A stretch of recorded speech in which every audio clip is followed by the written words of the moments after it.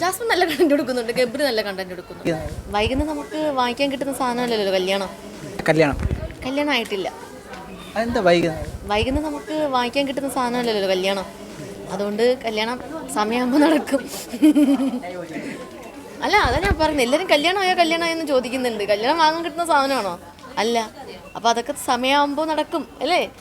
അതെ. പിന്നെ അനുമോള് അതിൽ ഒരു പ്രശ്നമില്ല.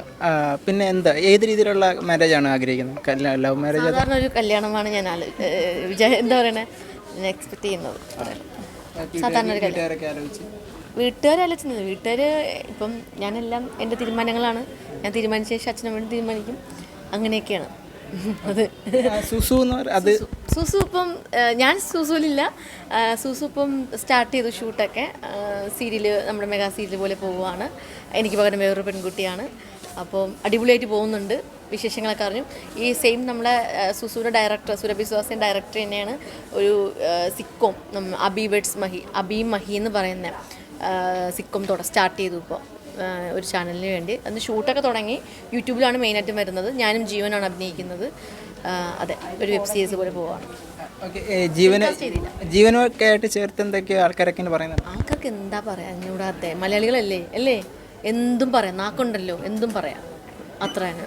പിന്നെ TV ഷോസൊക്കെ സ്റ്റാർ മാജിക്കും നന്നായിട്ട് പോകുന്നുണ്ട്. ഇതുപോലെ കുഞ്ഞു കുഞ്ഞു പ്രോഗ്രാമൊക്കെ നന്നായിട്ട് പോകുന്നുണ്ട്. ഇപ്പം അങ്കമാലിയിലാണ്. അങ്കമാലി നമ്മുടെ ഓപ്ഷൻസിൻ്റെ അവിടെ.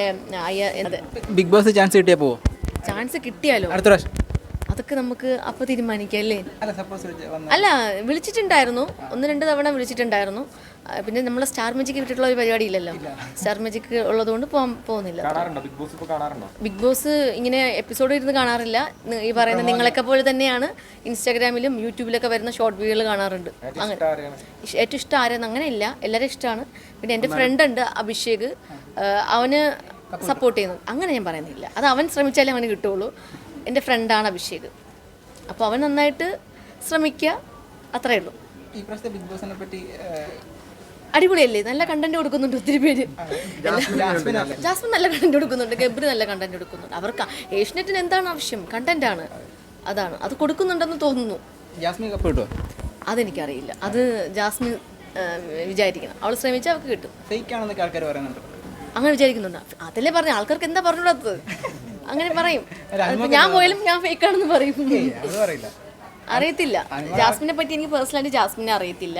അഭിഷേകിനെ മാത്രമേ എനിക്ക് ഇപ്പോൾ ഉള്ള കണ്ടസ്റ്റൻറ്റിൽ അഭിഷേകിനെ നന്നായിട്ട് അറിയാം.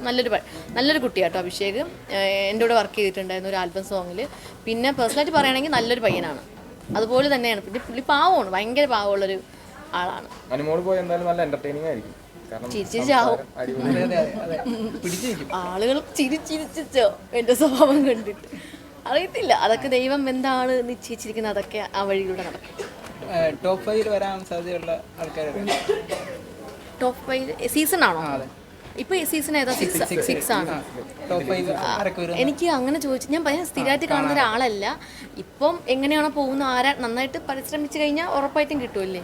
ഇപ്പൊ ഔട്ടായത് ഒത്തിരി പേര് ഔട്ടായിട്ടുണ്ട്. ഇപ്പം എനിക്ക് തോന്നുന്നു അഭിഷേക് ഉണ്ട്, പേരെന്താ, ജാസ്മിൻ, ജിൻഡു ചേട്ടൻ എനിക്ക് പരിചയമില്ല. ജസ്റ്റ് ചേട്ടന് സിജോ, പുള്ളി. പിന്നെ വേറെ ആരാളെ